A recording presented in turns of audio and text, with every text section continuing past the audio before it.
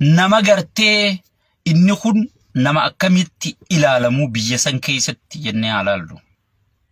Yeroo ammaa tana hoogganoota bilziqinaan kaan muxxeen kaan maallaqaan kaan gartee sodaachisuun kaan calgootee jirti. Nama viidiyoo waraabuun waa hedduu godhuun kaan benefitaan calgootee jirti. Kana keessaa namni gartee dhidhiitatee batachee abadan Oromoon gurguramuun qabdu. Wanni Oromoo gartee bakka gahu qabdi je'ee namni ciniinnatee kophaasaa deemu jira jechuu dandeenya. Maaliif warri kun warri ABO warri gartee wantiidha cufti kun hidhaanidha jiranii kun jaarsi manaa ba'uu hin danda'u silaa umma nama guddaa ta'e kabajamoon keenya hayyu dureen Daawit Ibsaa manaa ba'uu hin danda'ani. So kana hunda walii qabee batti urgeessaatu duude isarratti ABO'n deemuu ture jechuudha. Paartii ABO tanaan. Paartii ABO tanaan deemuu qofa osoo hin ta'in nama dubbachuu danda'u, nama challenge namicha biyyaan bulchajee diraamaa dalagu kana godhuu danda'u. Abbaa paarkii muummicha ministeera paarkii kana sigalee abbaa calacallee kana gartee abbaa calcallee kana namni gartee challenge godhuu danda'u partii urgeessaa ta'ee argamee jechuudha. Bakka inni Oromoo hooggansa dhorke, Oromoo callisiise, Oromoon ganaa chaansii namaleen qabdu. Booyyeen an asirra guuradhe kana gabbaru naasagadu nagayaa fi raamatan irra buusuu malee Oromoon gartee chaansiin qabdu jedhametti batti urgeessaa kun gabbee jechuudha. Akkamiin haasawa madaalawa sigale haasawa madaalawa wa alaykum salaam wa rahmatullahi wa barakatuh. Haasawa madaalawa sigale haasawa gartee fudhatama qabu sabaa sablammii biratti Oromoo biratti nama hunda biratti haasawa dura dhaabbachuu hin dandeenyeen gadi dhufee jechuudha. Namichi hoggii uffatellee ni bareeda, hoggana fakkaata. Kana hoggii inni Waltaa TV gartee sabaa sablammii kana hundaa wajjin challenge eegalu Ameerikaan gartee duraan nama dhabdee rakkachuu jirtu namicha kana ijaallaltee jechuudha. Ijaallaltee jechuudha. Waan beekan xiinxala raasawutti jiru waan quba qaburraa siyaasa'u jira sigale. Waan quba qaburraa siyaasa'u jira jechuudha. Ameerikaan dhayxee daaraan tuqatte. Yoo yaadattan ta'e gaafa filmaata dura gaazexeessitoonni biyya alaa paartii Oromoo takkan dubbisan. Paartii Biraanuu Naggaa jala horiiwuu turanii jechuudha. Yaadattu? Yaadattan moo yaadattan? Gaafa san Biraanuu Naggaa kana daaraan tuqatanii jala horiiwuu turanii jechuudha. Biraanuu Naggaa namichi gartee faayidaa dura afeeti guraageen maallaqa irraa naftuumi maallaqatti gadi lakkisee dachii Oromoo tana gurgursiisee qaallichi dirbaan gartee gaallikka barzaafi kun kan inni Oromeerra haayee Oromoon fixu kun maallaqa dugugeeti qaallicha kanatti ol guuraami. Kana dura afeeti Biraanuu Naggaa cal godhe Biraanuu Naggarraa faayidaa dhabnaan gartee warra haayyoon gurgurre kana harkatte jechuu Ameerikaan. Sigale. Harkatte jechuu. Eega kana harkatan booda akkanumatti harkatan osoo hin ta'in qaadhimuu turan paartii mormituu keessaa namni chaale Itoophiyaa tana diiguun feetu Ameerikaa fi Awurooppalleen diiguun fedhan suuta maal godhuu fedhan safe exit keessa godhanii akka wayyaane suuta baasan sani baasaniiti gartee tartiibaan akka Itoophiyaan tun tokkummaan bultu barbaadanii jechuudha. San keessa kanaa booda Oromoon nama Oromoo malee maraata yoo beekaa Oromoo dhabdellee maraata Oromoo jalatti malee biitti Itoophiyaa sun akka buluu hin dandeenye Ameerikaa fi Awurooppaa fi addunyaan guutuun Afrikaan hundirra walii galtee jirti jechuudha. Kana booda namni tokko nama Oromoon ayyamteef malee Finfinnee dhufee gattaa'ee bulchuu hin danda'u. Kana addunyaan guutuun ni beekti jechuudha. Oromoon amma dammayxeeti tokkummaan gartee akka gaarii sossoo'u jirti jechuudha. Kana waan beekaniif namni mul'atee miijanii ilaalan gaazexeessatti ergan. Dura gartee wa alaykum salaam wa rahmatullahi wa barakatuh. Obsa sigale bar hogginan salaamata deebisu turtanii dhuftanii hoggii dura seenu qabdanii saniifuu Ameerikaan eega gartee gaazexanya sitti ergiti yeroo hunda gaafa TPLF loltu yaadadhu gaafa TPLF lolu jirtu gammachuu abbooyyeefaa gaazexanyoonni Ameerikaa Faransaay gaazexanyoonni biyya alaa Keeniyaa irraan seenanii biran turre yaadattanii wahi qoraaqoru jiranii jechu marrofaa biran turre wahi qoraaqoru jiranii jechu sigale saniifuu gaazexanya sitti ergite kana ke gaazexanyaan biyya tanaa hundi deeninnatiidha sigale deeninnatiidha kanatti ergiteeti namicha dubbiftee jechu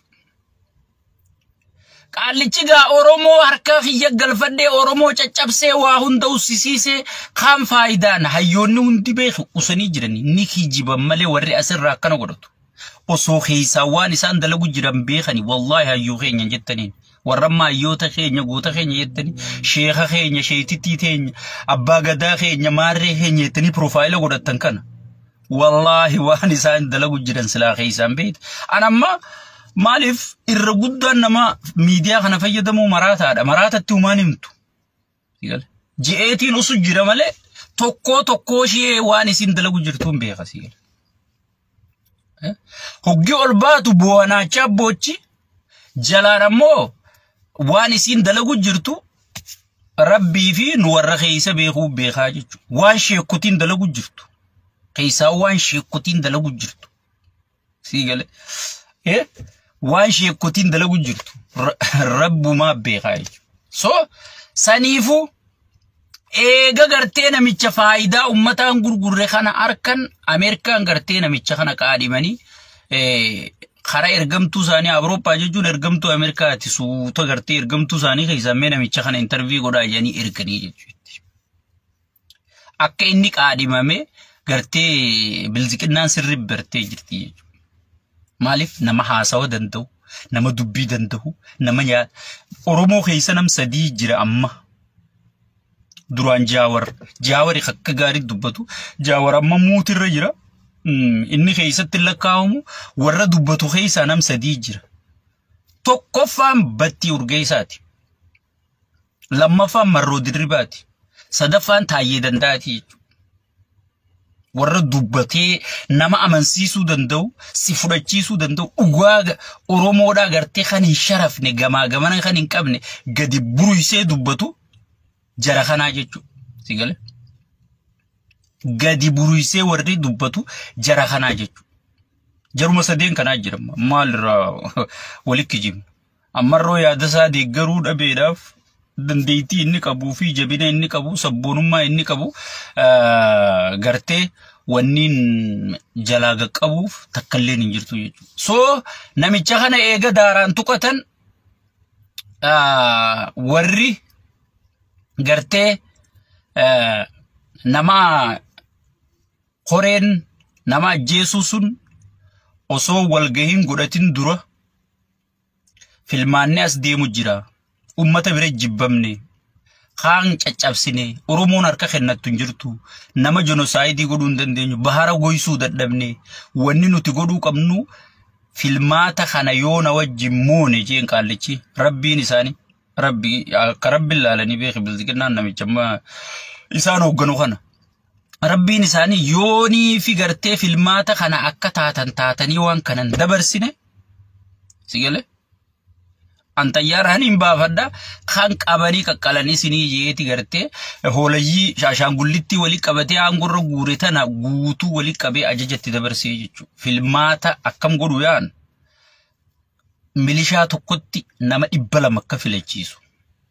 kaadireen takka nama 200 akka filachiiftu guutuu Oromiyaa keessatti xumuratanii jechuudha eega kana xumuratan booda eenyuun nu dura dhaabbatuu danda'a eenyuun dubbachuu danda'a eenyu ummata amansiisuu danda'a janiiti horee warra ajjeeftuu sanii wajji gartee taa'anii iftiin xalanii jechuudha paartii morbituu keessaa ta Oromoo keessaa eenyu warri nu dura dhaabbachuu danda'u Battii Urgeessaa ta'e mul'ate jechuudha Battii Urgeessaa ta'e mul'ate jechuudha Battii Urgeessaa eega mari'atanii booda bulchaa godina Shawaa Bahaa Abbaa Gadaa Rashane san abbubuutti fidanii inni qoree ajjechaa keessa jira beekan. Fidanii isa mari'achiisanii akkaataa itti rashanuu qabu, akkaataa itti gartee osoo lubbuun hin deebine haakima dhaqee akka inni fayyuu hin dandeenye sat akka Abbaa Gadaa godhe san akka godhu ajajnitti dabre. Sigale ajajnitti dabre jechuudha. Ankana akkanumatti ol bahee haasawutti hin jiru. Ragaa qabatama kan rabbiilleen itti nagaafatuun haasawu jira jechuudha. Sigale waan hin beekuru maaliif akkanumatti hin dubbadhu. An oggin ol bahee dubbadhu akkanumarraan hin dubbadhu jechuudha. Eega namicha kana istaayila inni itti du'e ilaali. Akkuma Abbaa Gadaa duubatti hidhanii mataa keessa dhawan san bakka takka uleen dhawan malee qaamasaa kana duydasaa kana uleen dhawan malee xiyyitiidhaan mataa rukutanii jechuudha. Abbaa Gadaatiis akkasin mataa rukutan. Istaayila ababbuun itti nama jeesuu tokkasii jechuudha. Sigale.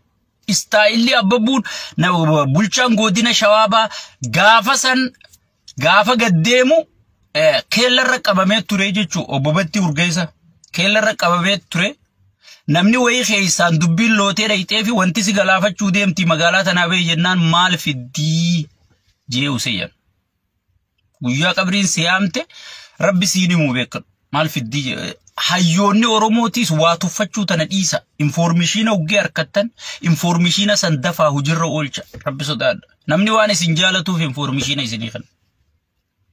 Silaa gaafa san namichi already bulchaan sun dhufeechi jira. Already waan kana hunda akka qopheessee rashanamu qaallichi booyyee isa gad dabarsee booyyeen dabarsee jira jechuudha. Sigale.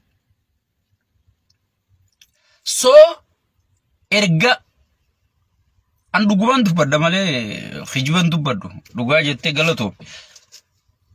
Dhugumaan himu jira woomaan informeeshina clearii qabu qulqulleeffadhee an akkanumatti ol bahee utaalee waayii isin barreessu wayii isin iyyuu hoggii isin waa barreessitanii san faniifaan godha waan koflaafaan barreessan gare akkanumatti maaliif hanga informeeshinni naa dhufutti uumaan barreessu uumaan dubbadhu jechuudha.